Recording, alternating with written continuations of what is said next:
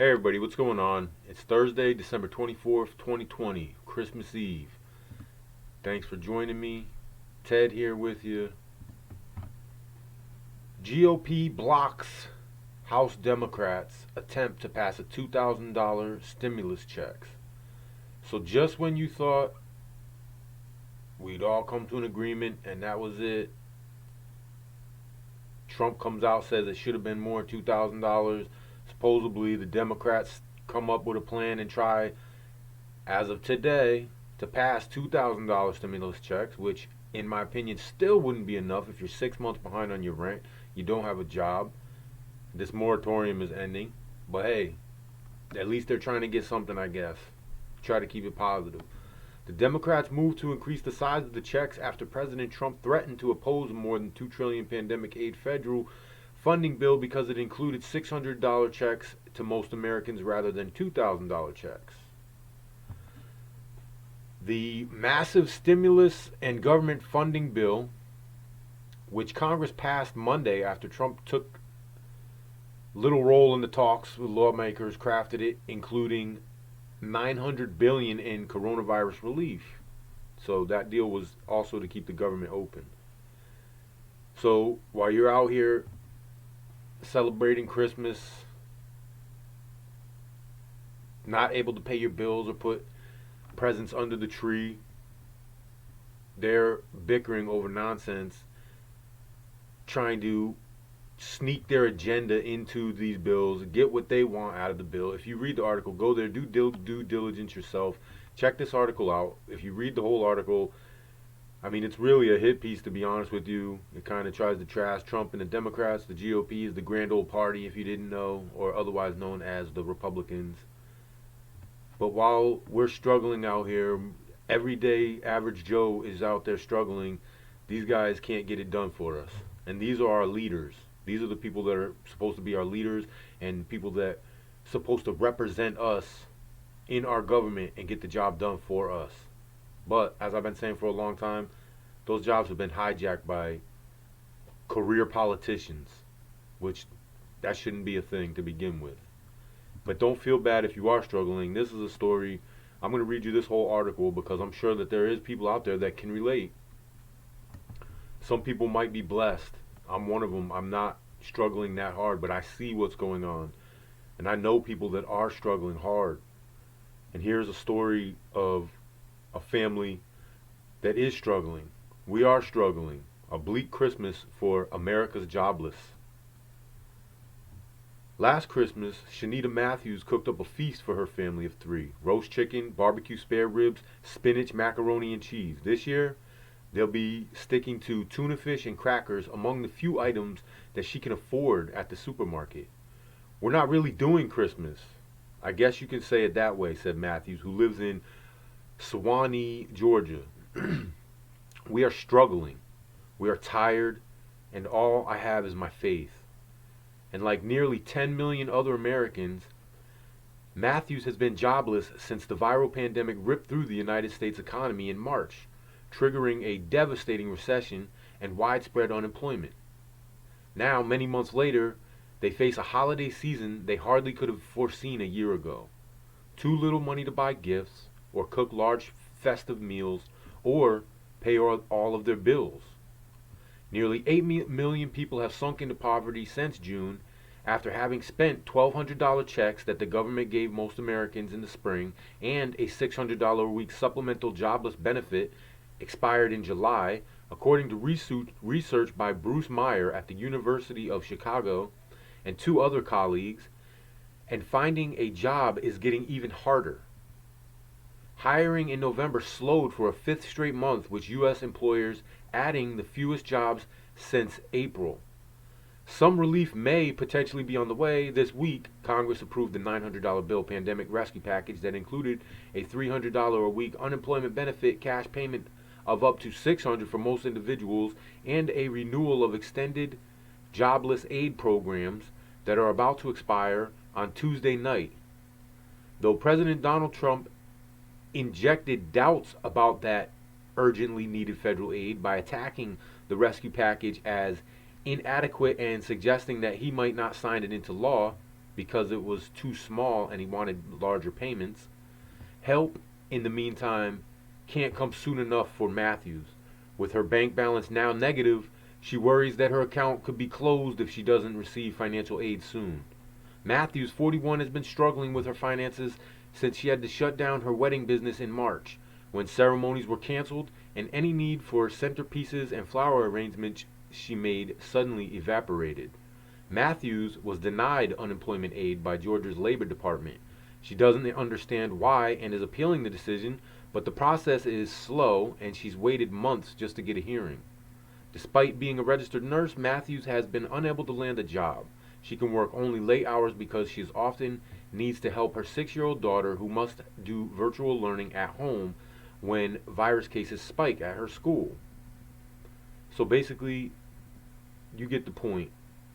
People are struggling out there going into this Christmas season. This is not a normal Christmas season. This is the story of one family. But as you've seen in that article, 10 million, and we're losing approximately 750,000 per week. And we've been doing that for almost 9 months, over 9 months. And they can't get these checks out to us to help us. This is what I'm saying. We need leadership. So if you are blessed and you don't have those problems, maybe you can reach out and help somebody in your community, because there's obviously a need for it. These people aren't going to be having presents. They ain't going to be having meals. It's not even really going to be a holiday for some people. Hopefully not for you. As a matter of fact, while I have the opportunity, let me wish everybody watching this a Merry Christmas. Whether that's politically correct to say or not, I don't care. Merry Christmas to all of you and to all of your families. And feel blessed for what you do have. Even though times might be tough, feel blessed to have your loved ones with you on the holidays at the very least, and spend time with them. Anyway, the Pfizer vaccine is causing more allergies than they expected, says the White House's Moncef Slaoui. I'm sorry if I murdered that name. The Pfizer COVID vaccine has triggered more allergic reactions than would be expected, according to the Operation Warp Speed chief scientific advisor.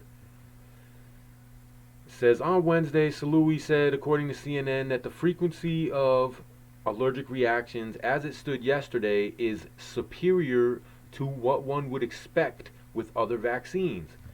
So I would just like to say, what the heck did you expect, guys? Maybe if you would have done all the studies and tests that you were supposed to do before rushing this thing out, warp speed, you would have not been caught off guard and not expected this, because you would have known that it was going to happen. And this is what I say by cutting red tape. And a lot of people want to butt heads with me and say how much we need to get this out there, but do we need to get it out at the expense of lives? This is only the first dose. This is a multiple dose vaccine. Who knows what happens with the next dose? Who knows what happens with this dose? We don't know. This is something that could take months to find out. That's why it takes so long to get these things out usually. So I don't know what they expected, but you also have mutating virus around the globe now, and you're having many different strands of it. The one that we talked about in UK has spread to 6 or 7 other countries, maybe even more by now. There's another one in South Africa that is supposedly a completely different strand than what's in the UK. The one in the UK is 70% more transmissible.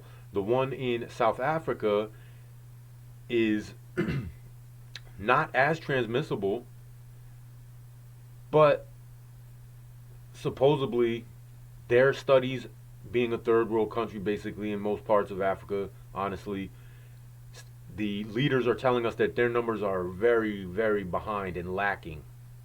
So there's no telling. This could be something even more deadly. This could be something more transmissible. We don't really know. But speaking of more deadly, in India, there's a deadly coronavirus that's, a deadly fungus that's triggered by the coronavirus. As they're reporting in India, it's a fungal virus. India has experienced a disturbing outbreak of coronavirus-triggered fungal infection, which has a mortality rate of 50% and can lead to blindness and the removal of the nose and jaw, according to local reports. Okay, if you are in your 20s or younger, the survival rate of the COVID that we know of already, the original COVID-19, is 99.9%. That means you have less than a 1% chance of dying at lower than if you are in the younger age range. If you are up in the range, that number stays at 99.9% until you get into your 60s and 70s. And at that rate, it's still 99% until you start adding underlying things and things like that. And at that point, you're still only around 1% of mortality rate. If this is true, and these numbers are true coming out of India about this fungal infection brought on by COVID somehow because of a weakened immune system, because as we know, COVID virus is actually 3 types of virus proteins packaged into one. Go out there, there's tons of studies been done on it, and one of them is like HIV, one of them was like SARS, and so on and so forth. There was another one I think was like the flu or something like that. If these numbers are right, 50% mortality rate means you have a very high chance of dying. This is one to watch out for if these numbers are correct. But just like warp speed, we have to see what happens. That doesn't mean don't be safe, play safe, but let's see what happens and see how the numbers play out. And Boris Johnson has a gift for Britain, although Brexmas present. Boris Johnson hails glad tidings of great joy in Christmas message after historic 660 billion Brexit trade deal. Says the Prime Minister gave the nation an early Christmas present yesterday as he secured a historic agreement which finally sees the UK take back control from the EU and ends 4 years of bitter wrangling. So we've been waiting for this. We've heard about this. That's the only reason I'm actually talking about it, is because this is something that's been touted as Boris Johnson was like Trump. He was talking about bringing freedom back to them. And I'm just going to hit a couple of the important points here. But anyway, it's been 4 years in the making, and it's finally going down. This is about like our stimulus. That's how it's been, a long time in the making. So MPs will vote on this deal on December 30th after the government ordered Parliament to be recalled. The pound soared against the dollar after the deal was done, which bodes for everything I've been telling you guys about the decline of the dollar and the de-dollarization of the global economy. China being a big part of that. If you look at that article I pointed out last night about Baba Vanga, go check it out. In her predictions, it says the Great Dragon will take over with their red money. Is that China? You tell me. Sir Keir Starmer vowed that Labour would back the deal, meaning it's pretty much a done deal and it's going to sail through the Commons.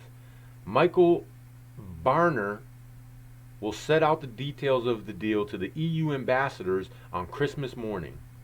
So pretty much a done deal, but just like our stimulus check, that was supposed to be a done deal. We were supposed to get even less. They tried to, supposedly they tried to put in a new thing to get us bigger checks to us, the people. And now we have a blockage of this again. So we'll see what happens.